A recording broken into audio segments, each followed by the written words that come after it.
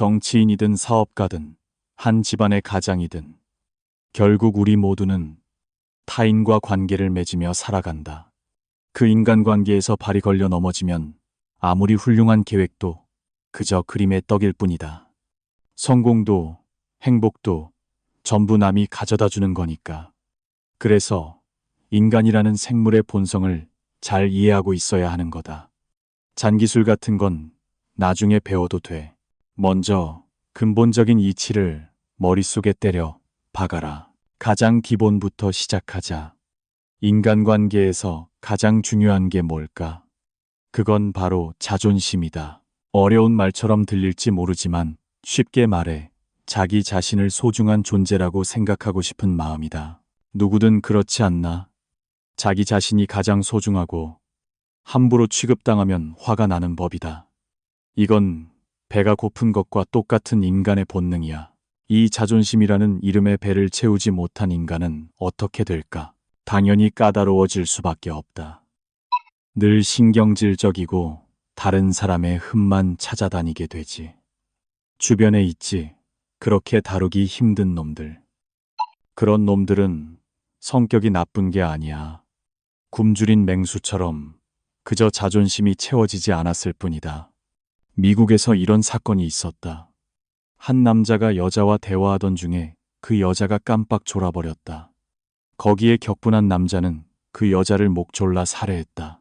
어처구니 없는 이야기 같나? 이건 자존심에 상처 입은 인간이 보일 수 있는 극단적인 예시지만 충분히 일어날 수 있는 일이다. 다른 예도 있다. 17세 소년이 주유소 직원에게 머리 스타일을 놀림당하자 앙심을 품고 친구들과 함께 그 주유소에 강도로 쳐들어갔다. 자신의 힘을 보여주겠다는 거였지.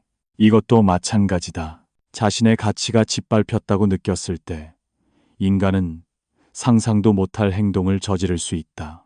그러니 잘 들어라. 절대로 상대방의 자존심을 건드리는 짓은 해서는 안 된다. 그건 인간관계의 절대 금기 사항이다. 타인의 존엄성을 짓밟으면 반드시 어디선가 보복을 당하게 되어 있다. 이걸 먼저 명심해라. 그럼 인간관계에서 어떻게 해야 하냐는 질문이 나오겠지. 답은 간단하다. 배고픈 개에게는 먹이를 주면 된다. 자존심이 채워지지 않은 인간에게는 그 배를 채워주면 되는 거다. 가장 손쉬운 먹이가 뭘까? 바로 칭찬이다. 상대방을 인정해주는 말이지. 다루기 힘든 상대일수록 이걸 해야 한다. 맹수에게 먹이를 주면 더는 짖지 않는 것과 같이 상대의 자존심을 채워주면 이빨을 드러내지 않는다. 오히려 꼬리를 흔들며 다가오기 마련이다. 매일 주변 사람들의 좋은 점을 찾아서 최소 5가지는 칭찬해봐라. 가족이든 부하 직원이든 누구라도 좋다. 오늘 넥타이 멋있네요라든지 자네 보고서는 이해하기 쉬워서 조화 같은 사소한 것이라도 괜찮다. 그것만으로도 주변 사람들의 태도가 놀랄 만큼 달라지는 걸 느낄 수 있을 거다. 주변에 꼭 있지. 정놈만 떠드는 머리만 큰 놈들. 그런 부류가 최악이다. 인간은 논리로 움직이는 게 아니야. 감정으로 움직인다. 그리고 그 감정의 가장 깊은 뿌리에 있는 것이 내가 계속 말하고 있는 자존심이다. 그래서 옳은 말을 100만 번 하는 것보다 상대방의 자존심을 한 번 살살 긁어주는 것이 훨씬 효과적이다. 내가 건설부에 있을 때 이야기다. 한 지방의 도지사에게 새로운 개발 계획 허가를 받으려고 온갖 정론을 다 늘어놓았다. 국가 정책이 어떻고 지역 발전이 어떻고 논리적으로는 완벽했지. 하지만 도지사는 좀처럼 고개를 끄덕이지 않았다. 그래서 나는 방식을 바꿨다.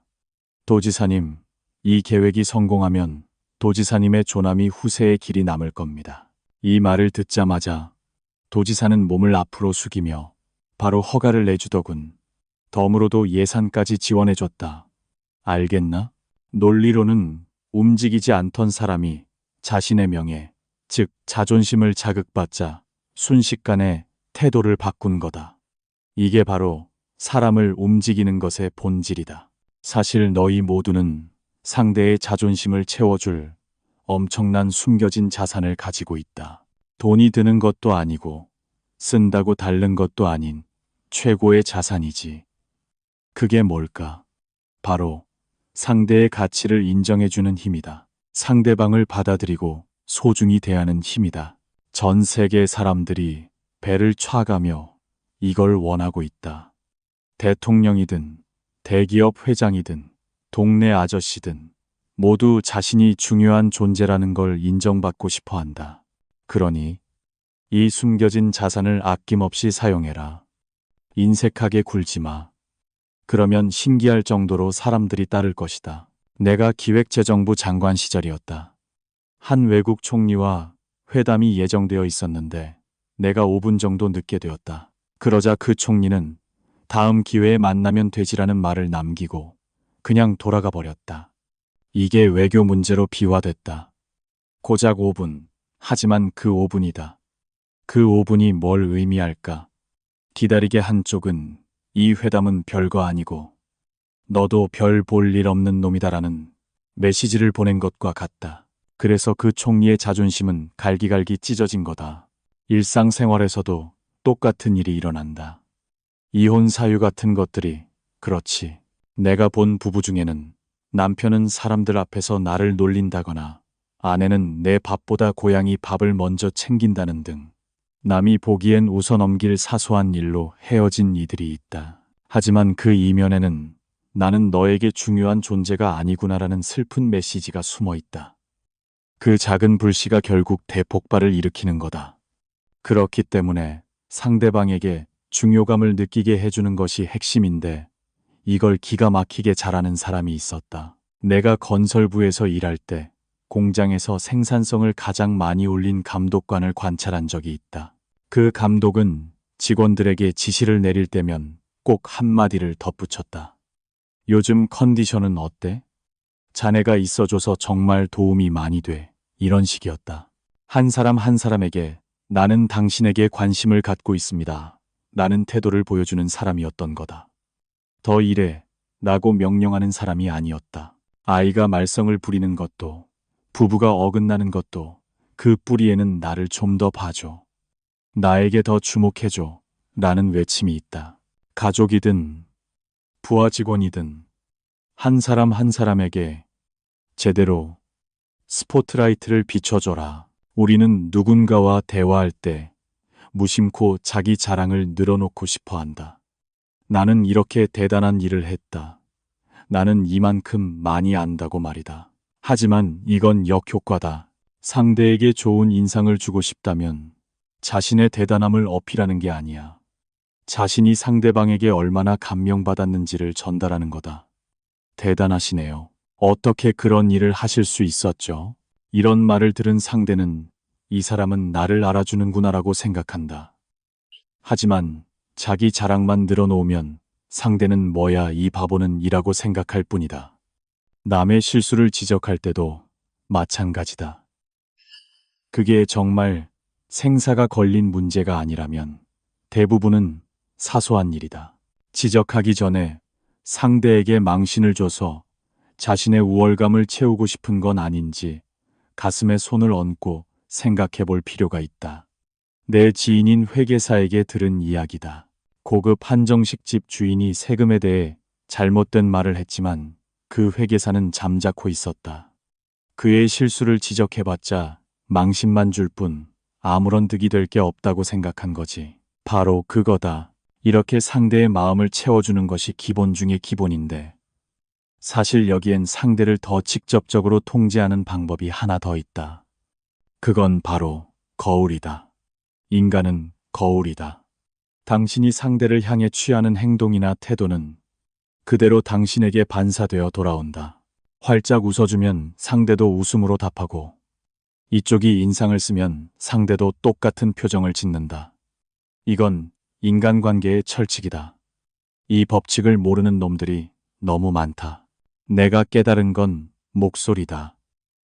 예를 들어 전화 통화를 할 때 이쪽에서 큰 소리로 질문하면 상대도 큰 소리로 답하는 경향이 있다.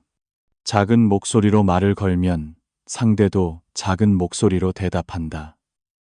즉, 이쪽의 목소리 톤으로 상대의 목소리 톤을 조절할 수 있다는 거다.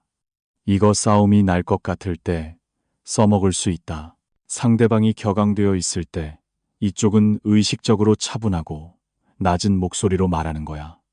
그러면 상대도 거기에 이끌려 목소리 톤이 낮아진다. 목청을 높이지 않으면 인간은 진심으로 화내기 어렵거든. 상대가 폭발하기 전에 이쪽에서 먼저 불을 끄는 거다. 그리고 자신감이 중요하다.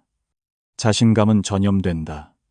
이쪽이 자신감 넘치는 태도를 보이면 상대는 이 사람은 믿을 만하다고 생각한다.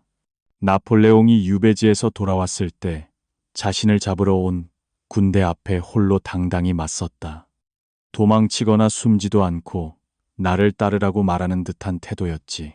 그 자신감에 병사들은 압도되었고 결국 그를 따랐다.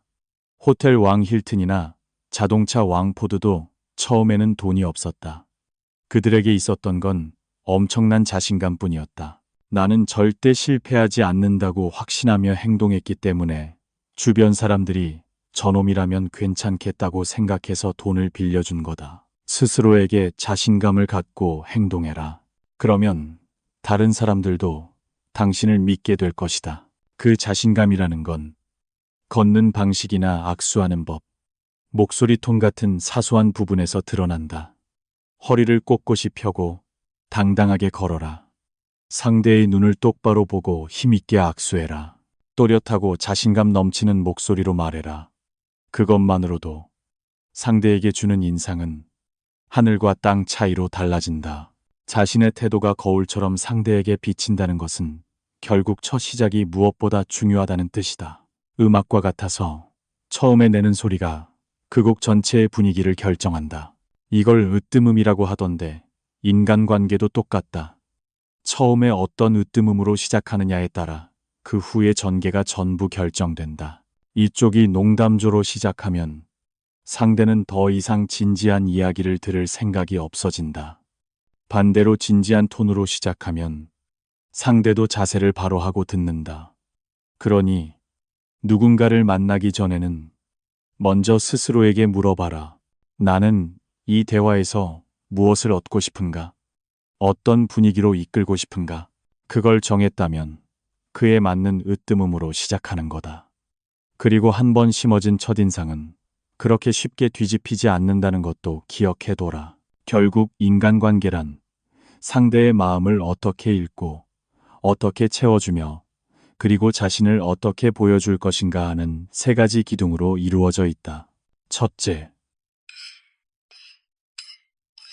인간의 마음 깊은 곳에 있는 자존심이라는 욕구를 이해하고 그것을 채워준다.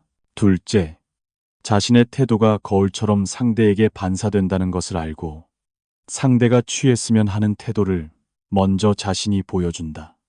셋째, 첫 만남에서 승부가 결정된다고 생각하고 최고의 첫인상을 주기 위해 노력한다.